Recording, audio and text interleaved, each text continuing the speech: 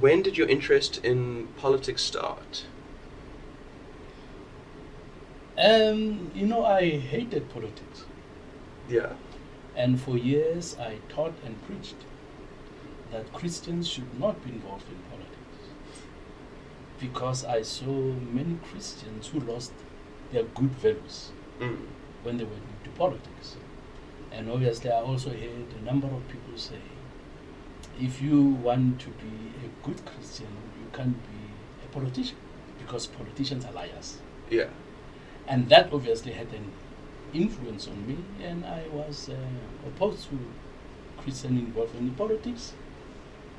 I think until sometime in 92, when I started discovering in the Bible that Christians should be involved in politics. And the shifting started of my thinking. Yeah, so 92, that's when I started realizing that I should be involved in politics. And so, what influence did your religious background have on your entry into politics? I discovered that when a person has a good relationship with God and observe the values that the scriptures talk about, then that person will become a good influence in society. And that is why when I started developing interest, I thought I might bring some light where there is darkness in the political arena. I might make contributions that might make my country become a better country. And so, why did you decide then to found the ACDP 100 days before the first universal democratic elections in 1994? When everybody started talking about putting together a new constitution, a new foundation for a new South Africa, I said to myself, I want to contribute. Why would I allow other men and women to make decisions for me? I want to contribute. And because I was not involved in politics, I started asking questions. And I was told, you cannot contribute unless you are in politics. So there needs to be a vehicle that you use in order to have a voice when this constitution is written. Okay. And I looked around at what existed and asked myself the question, who represents my views? And I could not find anyone, any political party that represented my views. So I said, let me find people of like mind, then we start something that will become a vehicle to use in order to have a say in the constitution making process. And that's what we did. And so you've mentioned your religious values, and so I'm interested in kind of unpacking a little bit what role your religious values have on your political values. They have a lot to do. My religious values are influencing my political values. And I'll give you two examples maybe. Respect. Okay? Respect is a value that is taught in scriptures.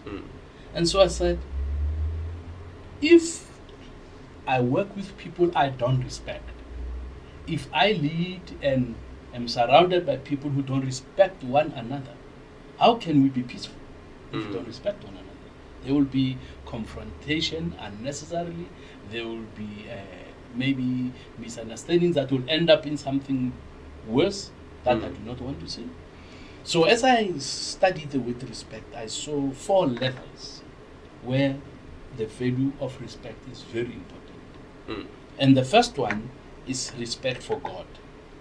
Okay? Number 2 is respect for self.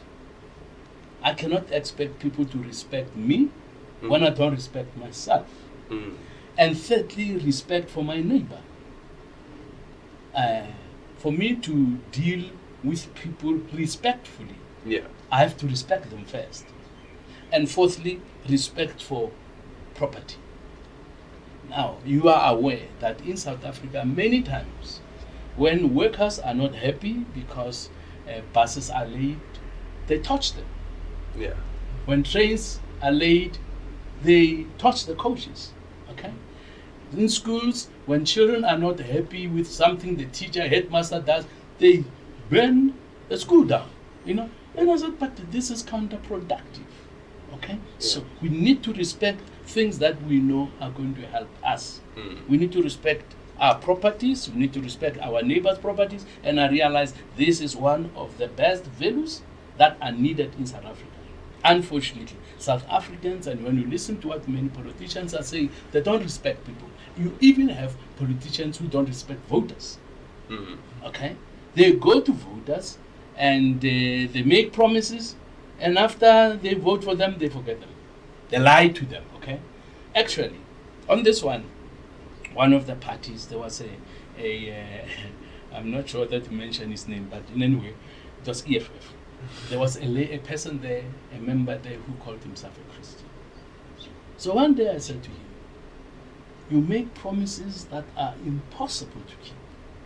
Why do you make such promises? And you're a Christian. He said, but Rev, you know that if we don't lie to them, they won't vote for us. Now, there's that kind of thinking. If we don't lie to them, then they won't vote for us. So to get their vote, what must we do? Lie to them. Now that's something that I cannot agree with, because I believe a promise you make is a promise you must keep. And we keep our promises, and we limit our promises to what we can do if we respect the voters. I respect their thinking. They are not fools. And I don't want to treat them like fools because I respect them. So respect is desperately needed in South African politics.